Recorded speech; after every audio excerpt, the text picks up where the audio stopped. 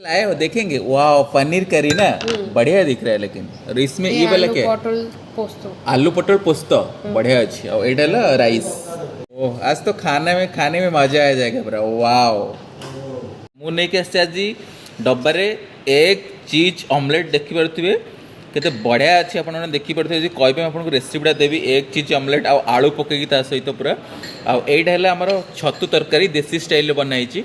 आ ता सहित एटा हला पोटल पोस्त मते हमर मैडम देइछंती। आ एटा हला पनीर तरकारी भी हम मैम देइछंती। आ ता सहित मु एडी नै के आसछि रोटी छतु तरकारीटा देखा तो ये छतुर कषा अच्छी। आईपट साइड तरकारी आ जगह नाला मुझे नहीं आसली।